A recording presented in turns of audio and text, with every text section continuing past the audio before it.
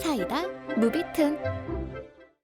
어제 전 부인이 자살 시도 미수에 그쳤습니다. 이유는 막대한 빚과 자신의 부모님의 욕지거리, 남자한테 버림까지 받아 절망에 빠져 궁지에 몰려서였습니다. 내가 이렇게까지 전 부인을 몰아세운 이유는 다른 가정에도 있는 불륜이 원인이었습니다. 전 부인은 바람을 피우고 방치된 육아에 학대까지, 통장에 있는 돈은 다 써버리고 내 명의로 진 빚, 이제 막 지은 빌라를 저당으로 잡히기까지, 말로 하자면 끝이 없습니다. 너무나 이것저것 많아서 참을성이 한계에 다다를 정도였습니다만, 전 부인이 한 일 중에 제일 용서할 수 없던 것은 아들을 학대한 일이었습니다. 내가 같이 살았다면 바로 막았겠지만 신축 빌라를 짓고 1년밖에 되지 않았는데 회사에서 단기로 전근을 가게 되어 집을 비울 수밖에 없었습니다.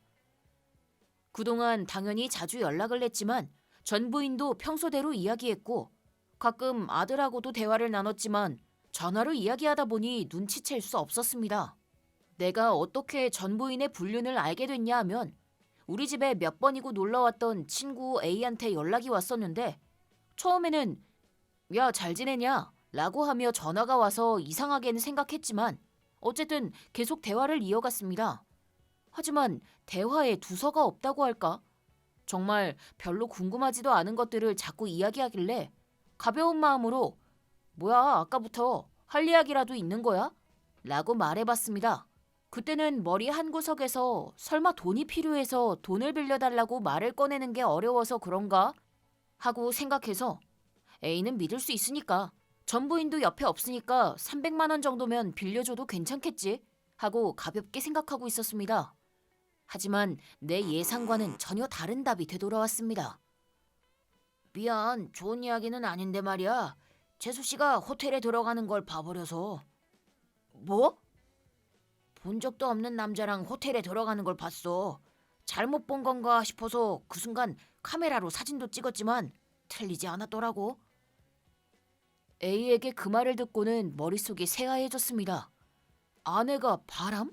설마 거짓말이지? 그렇게 생각은 했지만 A에게 받은 사진에는 아내의 모습이 확실하게 찍혀 있었습니다.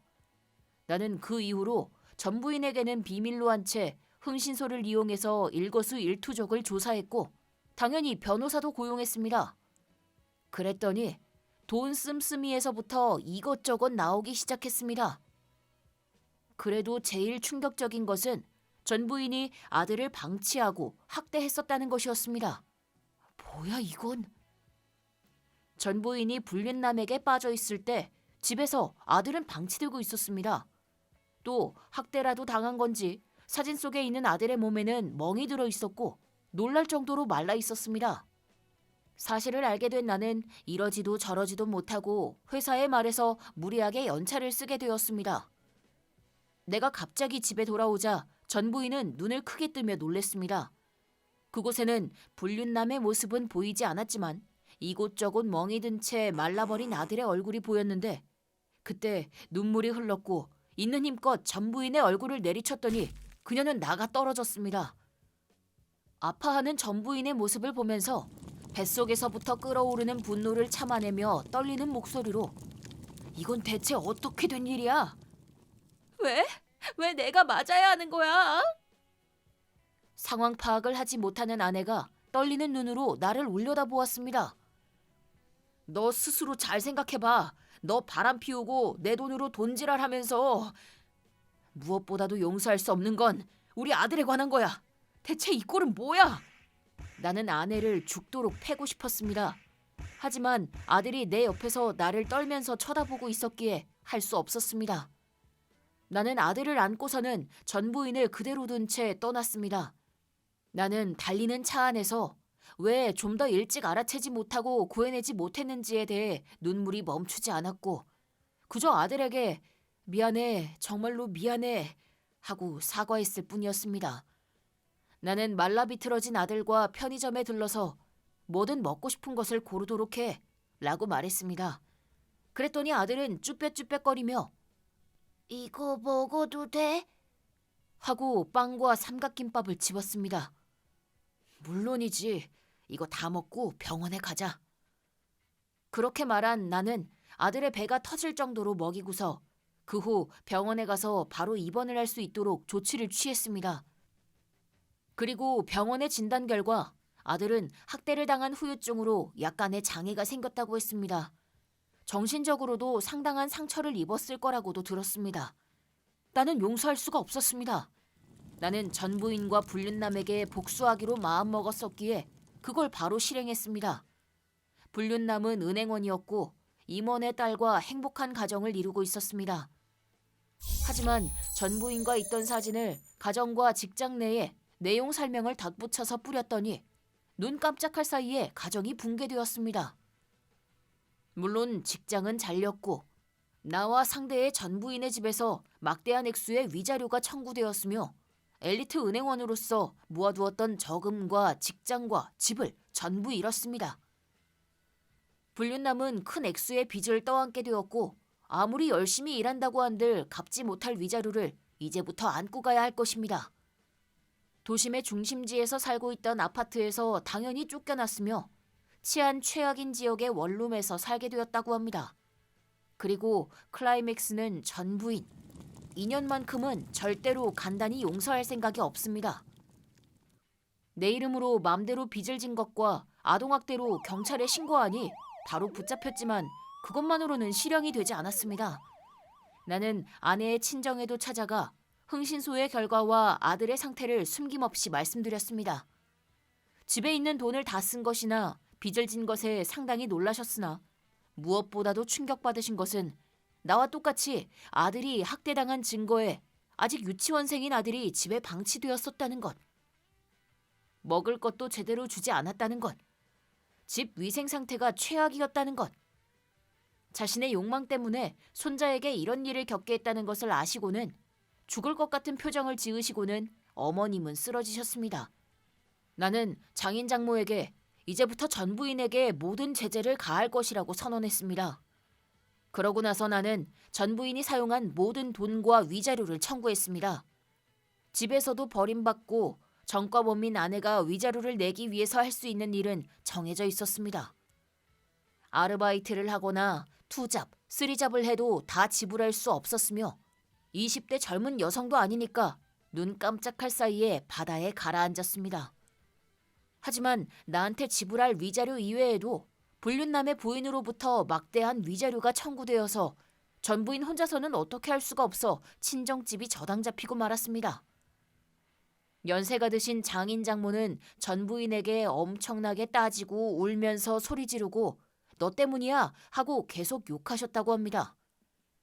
전 부인은 위자료와 부모님으로부터 듣는 욕 때문에 정신적으로 힘들었지만 일을 그만둘 수는 없었습니다. 하지만 불륜남은 전 부인을 바로 버렸으며 자신의 일만으로도 벅차있습니다. 남자한테는 버림받고 막대한 빚을 지고 부모님에게는 욕을 듣는 날이 계속되자 전 부인은 그걸 버틸 수 없었는지 자살 미수로 끝났다는 것이었습니다. 하지만 그걸 들은 나는 아무 느낌도 없었습니다.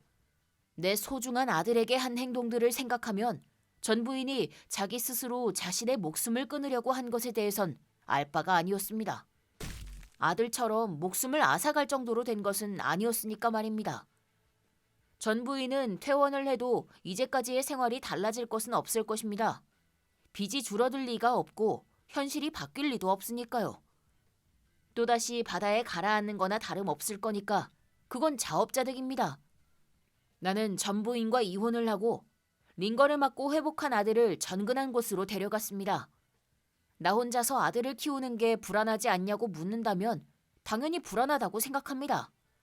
하지만 내가 모르는 곳에서 내 아들이 심한 짓을 당하는 것은 절대 사절입니다. 그거에 비하면 아빠와 아들 둘이서 힘내서 살아가는 것이 더 낫다고 생각했습니다. 그렇게 3년이 지나고 나는 다시 가정을 이루게 되었습니다. 나는 아들과의 시간을 엄청나게 소중하게 여기며 일하는 시간을 회사에 부탁해서 저녁 5시 이후에는 재택근무가 가능할 수 있도록 했습니다. 다행히 부장님이 이야기가 통하는 분이셔서 제대로 일만 해준다면 상관없어 라고 말씀해 주셨습니다.